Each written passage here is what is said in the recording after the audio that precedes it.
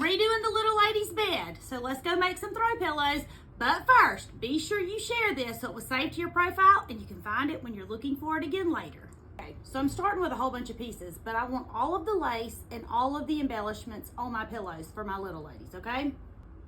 One piece that is 3 inches by 20 inches. You see how sweet that is? And I just went and sewed some lace at a diagonal on there. That is 5 inches by 20 inches. And this has the chenille on there. So after you finish with your project, you can wash this and it'll fray. In my case, I'm gonna take a spray bottle of water and a nail brush and scrub it, and it's gonna lift up, and it's so pretty. Hang on, let me show you what it looks like. Do you see that?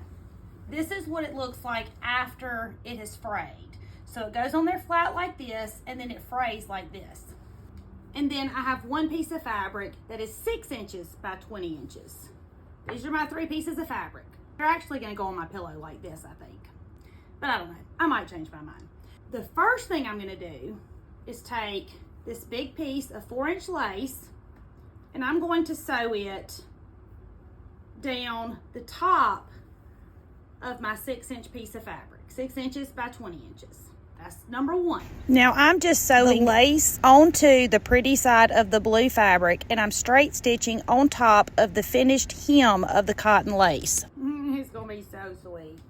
The next thing I'm gonna do is take this piece of fabric, and I'm gonna lay it on here pretty side to pretty side, and I'm going to sew it with a straight stitch all the way across. So the pretty side of the blue is face up, the lace is face up, sewn to the blue, and the green is face down, all sandwiched together, and I'm just sewing this with a straight stitch. The next thing I'm gonna do is take some thinner eyelet lace. This is 1-inch eyelet lace, and I'm gonna sew it to the top of my pink piece.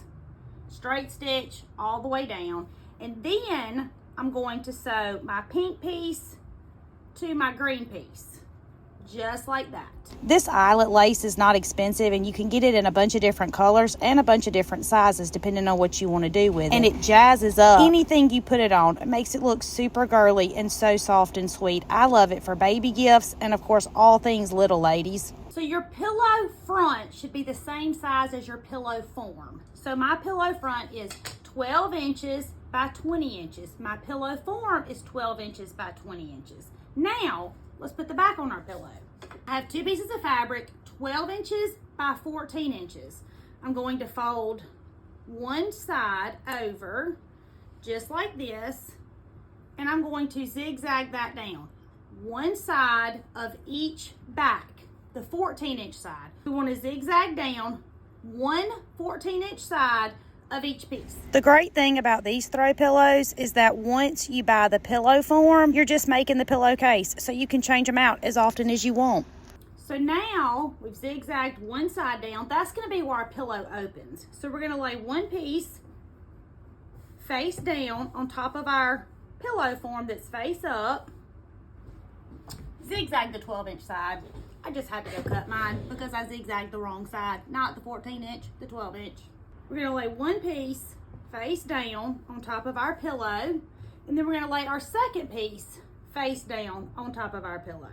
We're going to line up all of our raw edges, and we're just going to sew all the way around it. That's it, and then we're done. Now you see I have some of this lace hanging out. I'm going to sew mine, and then I'm going to trim the extra lace off.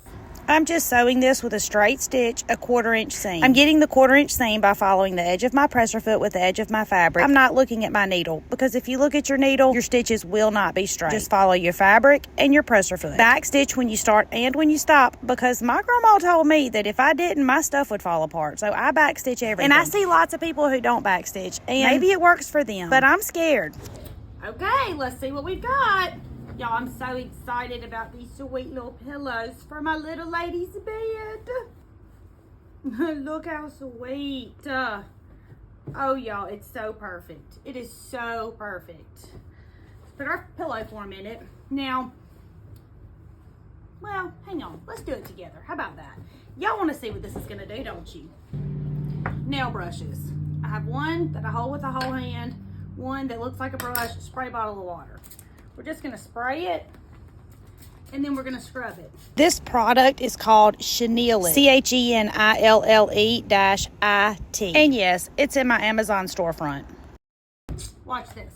You could wash it or you could scrub it, but I get too excited. I want to see it right now, so I'm scrubbing mine. But this is just a regular nail brush and regular water. I read on the internet that if you put fabric softener in it, it does it a little easier, but of course I didn't have any here.